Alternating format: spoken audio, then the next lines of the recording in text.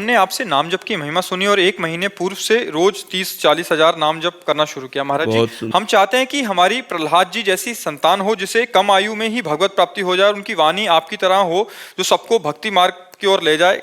क्या इतने नाम जप से ऐसी संतान की प्राप्ति हो सकती है?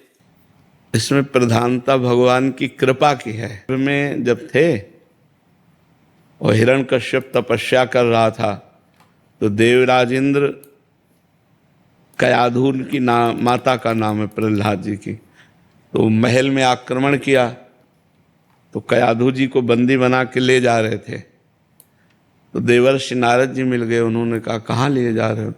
बोले इसके गर्भ में दैत्य हिरण्यकश्यप का वीर्य है, ये जब बालक रूप में जन्मेगा तो उसका वध करूंगा।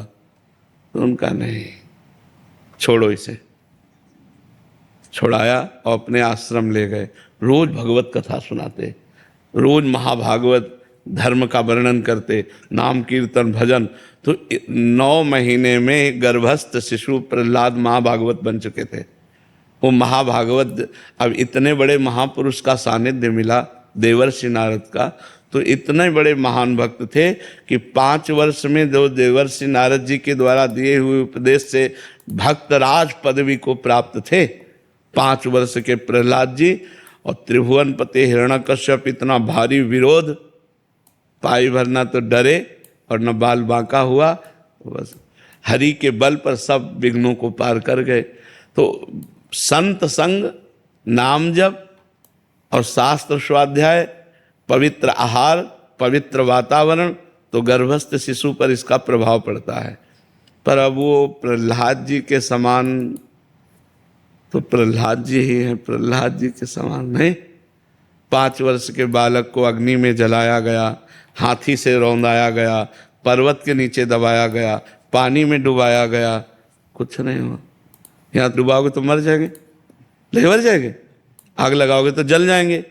प्रहलाद जी को अग्नि ने भी कहीं बाल नहीं झुलसे, कहीं प्रहलाद जी जैसे तो सिर्फ प्रहलाद जी है, दूसरा तो हाँ भक्त संतान हो ऐसी आकांक्षा करो, लेकिन प्रहलाद जी जैसी तो प्रहलाद जी हैं। जैसे भगवान ऐसे भगवान के भक्त प्रहलाद जी जैसे तो प्रहलाद जी, जिनके लिए भगवान ने ऐसा रूप धारण किया जो न कभी पहले सुना गया। नरसिंह रूप भगवान ने धारण किया। इसलिए हम ये चाहें कि भगवान का भक्त, देश भक्त पुत्र पैदा हो, आकांक्षा करें। पर हम पहले से बता देते प्रहलाद जी जैसे सिर्फ प्रहलाद जी, क्योंकि वैसी 5 वर्ष का बालक और इतनी महान निष्ठा, त्रिभुवनपति हिरण्यकश्यप से विरोध कर लिया। दैत्यराज कहकर बात करते थे, पिताश्री कह के नहीं बात की। जब से भगवान का विरोध किया, कुछ नहीं। कितनी बड़ी हिम्मत, मतलब 5 वर्ष के बालक में कितना सामर्थ्य होती है। तो इसलिए प्रहलाद जी जैसे तो सिर्फ प्रहलाद जी। हम भगवान से चाहें कि हमारे कोई ऐसी संतान हो जो भक्ति करने वाली हो, तो भगवान का भजन करने वाली हो। और जी ऐसे महापुरुष होते हैं, मीरा भाई जी हो गए, नामदेव जी हो गया, महाराज जी इनके पूर्व का पूरा भजन होता है या मतलब इनका जन्म कैसे? नहीं, पूर्व का भजन होता है। कई जन्म तक जब उनकी साधना भजन होती है तो अब इस जन्म में सिद्ध महापुरुष के रूप में प्रकट हुए।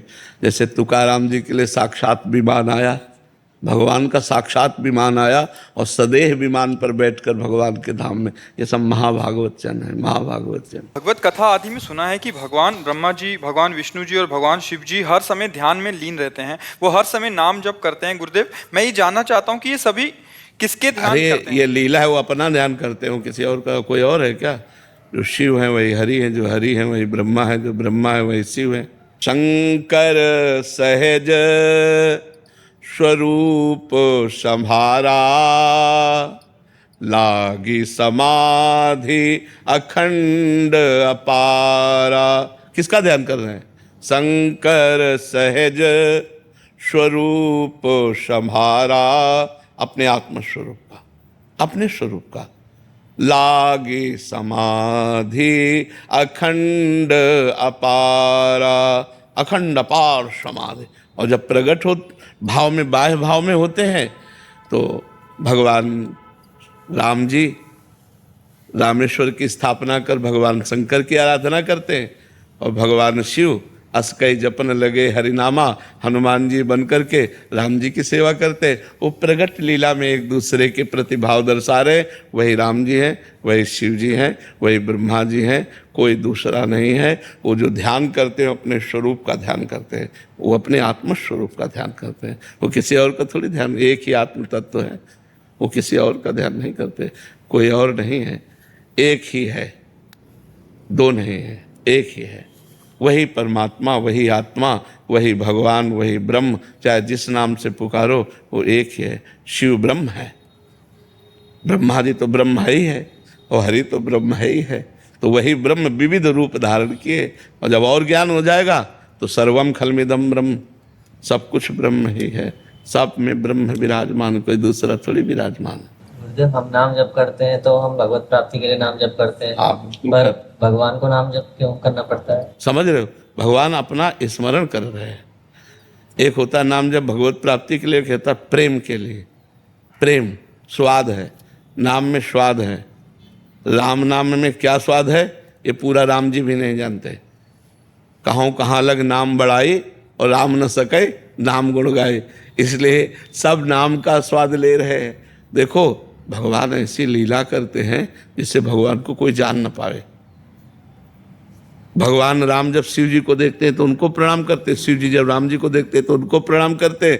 और राम जी से कोई पूछे जाए कि तुम्हारा इष्ट और गुरु कौन है तो बोले शंकर। शंकर जी से पूछो जाके तो बोले राम। वो लीला कर रहे हैं, वही राम है, वही शंकर है, वही है। ये परस्पर खेल है। वो अपना रूप धारण किए हुए विविध प्रकार की लीलाएं कर रहा है। जैसे संसार में वही सब रमा है, पर कहीं दुष्ट का रोल हो रहा है, कहीं साधु का रोल हो रहा है, सब स्वांग हो रहे हैं उसके। उसी परमात्मा का तो स्वांग है ये सब। समझ पा रहे? अजय जी मुरादाबाद से जी। राधे राधे महाराज जी। महाराज जी, जैसे कि आपने अवगत कराया कि गीता जी में स्थित प्रज्ञ के बारे में बताया गया है, मेरे प्रश्न ये है कि यदि साधक से जाने अनजाने में कोई पाप हो जाए, फिर उसके बाद साधक कभी स्थित प्रज्ञ नहीं बन सकता क्या? नहीं, क्यों नहीं बन सकता? कपड़ा गंदा हो जाए तो उसे धुला भी तो जा सकता है ना। ऐसा थोड़ी कि गंदा हो गया तो उतार के फेंक दे। हमसे गलती हो सकती है, बड़े बड़ों से गलती हो सकती है। शिव बिरंची का मोह है को है बपुरान, अस जिए जान भजी मायापति भगवान। ब्रह्मा शंकर आदि को भी मोहित कर ले ऐसी भगवान की प्रचंड माया है। तो फिर हम तो जीव ठहरे। तो इसलिए अगर हमसे गलती हो जाती है तो हम अनुष्ठान करते हैं, नाम जप करते हैं और उस पाप का प्रायश्चित करते हैं। आगे पुनः ना पाप हो जाए ऐसा दृढ़ संकल्प करते हैं और भगवान के मार्ग में चलते हैं। ऐसा थोड़ी बड़े से बड़े महत अपराध का भी जो हमसे दोष बन गया उसका प्रायश्चित है, उसके प्रायश्चित करके हम आगे चलते हैं। बड़े बड़ों से गलती हो जाती है। बहुत प्रचंड भगवान की माया है, बहुत प्रचंड माया है। तो इसलिए घबराना नहीं चाहिए। इस मार्ग के साधक को घबराना नहीं चाहिए। किसी भी परिस्थिति में कदम लड़खड़ाना नहीं चाहिए। हमें आगे ही बढ़ना है, हमें आगे ही बढ़ना है। भगवान से प्रार्थना करता रहे ऐसी कोई गलती न हो जाए जिससे मैं निराश होकर आपके मार्ग से हट जाऊं। तो बस उनका बल लेकर के ही आगे बढ़ा जाता है। नहीं तो माया है, समझ में थोड़ी आती कौन माया है, कहाँ माया है, कैसी माया है। कोई माया का रूप है क्या? वो तो जासु चरित लख काहू न पावा, जो माया सब जगह ही नचावा, और जासु चरित लख काहू न पावा। कोई जिसके चरित्र को समझ नहीं पाता कि ये माया, वो बाद में यहाँ गिरते समय पता नहीं चलता। गिरते समय नहीं, जब गिर पड़ो फिर जो सारे में गिर पड़ा। वो भगवान ही हैं जो हाथ पकड़ ले गिरते समय और आगे निकल जाए। इसीलिए एकमात्र मामे ये प्रपद्यन्ते माया में ताम तरंतिते। जो मेरी शरण में आ जाता है वही माया से मुक्त हो जाता है। जो माया मुक्त है वही स्थित प्रज्ञ है।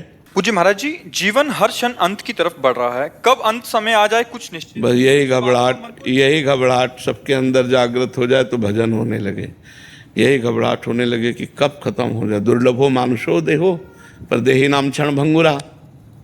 बड़ा दुर्लभ मनुष्य शरीर है पर क्षण भंगुर है। पता नहीं कब कहाँ कैसी कौन सी घटना में समाप्त हो जाए।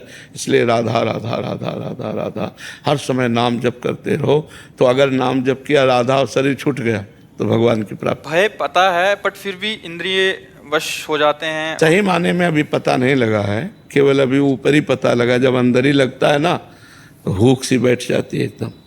अरे यार जाना है, मरना है यार, सब छूट जाएगा। राधा राधा, हे भगवान, हे करुणा निधान, मुझे इस दुर्गम संसार से पार करो, मैं बहुत भयभीत हूँ। और जो सभीत आवा शरणाई, रखियो ताई प्राण की नाई। भगवान कहते यदि भयभीत होकर कोई मेरी शरण में आ जाए तो मैं उसे प्राण की तरह रखता हूँ। तो हृदय में यदि ऐसे विचार उठने लगे तो भगवान की कृपा समझना चाहिए। नहीं, जीव मतवाला होकर भोगों में लगा, उसे मृत्यु का भय कहाँ है। यदि मृत्यु का असली भय जागृत हो जाए तो भजन होने लगे, भगवान में प्रीति होने लगे, संसार का त्याग होने लगे। समझ पा रहे आप? रेणु जी, मर जी, धैर्य की क्या सीमा है? जनेन्द्रीय और रसेंद्रीय, इन दो से जो विचलित न हो शास्त्र में, वही धैर्यवान है। जो जनेन्द्रीय और रसेंद्रीय, इन दो से विचलित न हो कभी, उसी को धैर्यवान। और दूसरों के द्वारा दी गई प्रतिकूलताओं से? ये बहुत साधारण बात है।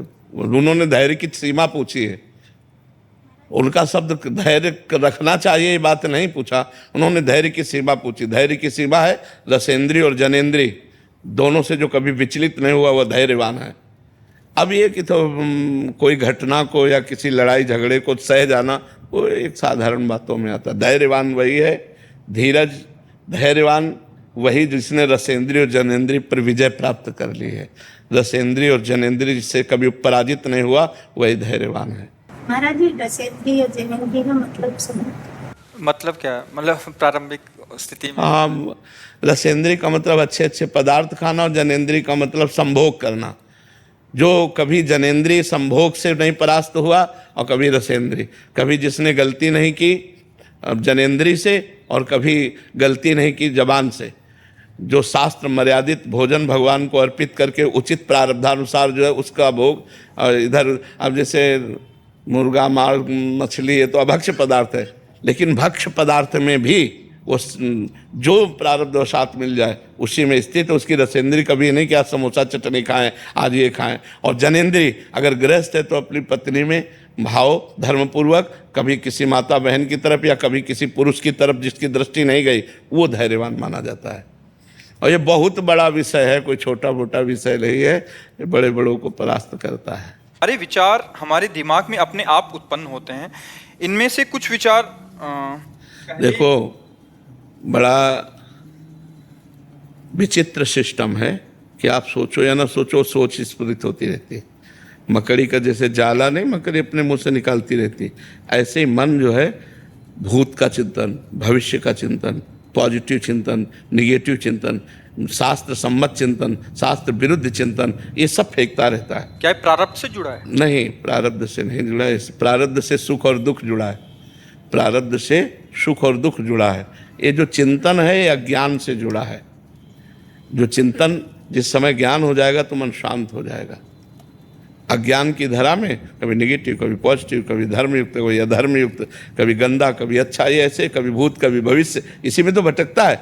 हमको क्या चाहिए? एक लक्ष्य बनाना चाहिए, नाम मंत्र। बार बार इसको नाम जपवाओ, बार बार मंत्र जपवाओ, इसकी ओवर थिंकिंग पर कंट्रोल करो। ये जो बहुत विचार कर रहा है इसको रोको, बार बार राधा राधा राधा। वो कहेगा हमारी बात सुनो, हमारी बात सुनो, ये देखो ये देखो, ये अच्छा बुरा सब फेंक, राधा राधा राधा राधा। तब वो धीरे धीरे कम होने लगेगा, वो धीरे धीरे लगने लगेगा। 10 बार राधा कहोगे तो 1 बार तो लग ही जाएगा, 100 बार कहोगे तो 10 बार लग ही जाएगा। और धीरे धीरे धीरे धीरे हम अपने पॉइंट बढ़ाते चले जाएं। 2 बार, 4 बार, 8 बार लगने लगा, 10 बार लगने लगा। पहले लग ही नहीं रहा था, अब तो लगने लगा है। फिर धीरे धीरे हम उसको एकाग्र कर सकते हैं, उसको वश में कर सकते हैं। और जो विचार आ रहे हो, नाम जब कर रहे हो, तो विचार नष्ट होते जाएंगे, जो अशुभ विचार हैं। और जो सत्य विचार हो उनको ग्रहण कर लेना चाहिए। अब ये विचार बंद नहीं होंगे जब तक ज्ञान नहीं हो जाएगा, जब तक भगवत प्रेम नहीं हो जाएगा, तब तक ये चलते रहते हैं। शरणागत हूँ, मेरा प्रश्न ये है कि एक शरणागत को काम, क्रोध, लोभ, मद आदि विकार कौन सी स्थिति तक प्राप्त होने तक गिराते हैं और उससे बचने का क्या उपाय है? शरणागत कहाँ से हो? शरीर से हो, मन से हो, वाणी से हो, स्वयं से हो? कहाँ से शरणागत हो गए हो? मन कर्म बंधन। अरे फिर तो काम क्रोध रह ही नहीं जाएंगे क्योंकि काम क्रोध तो वही आते जहाँ अहंकार होता है। मैं पुरुष हूँ, इसी अभिमान में दोष आते हैं जो देहाभिमान है।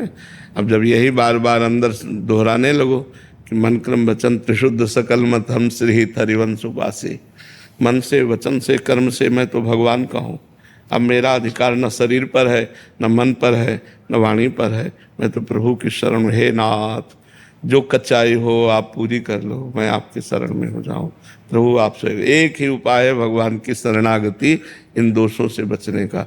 जब हमारा अधिकार खत्म हो जाएगा, हमारी समझ वाला, तो भी होगा कि हाथ तो प्रभु का है, तन तो प्रभु का है, मन प्रभु का है। तो भोग इच्छा होती है देहाभिमान में, देहाभिमान गलित होने पर भोग इच्छा नहीं होती, इच्छाएं ही खत्म हो जाती।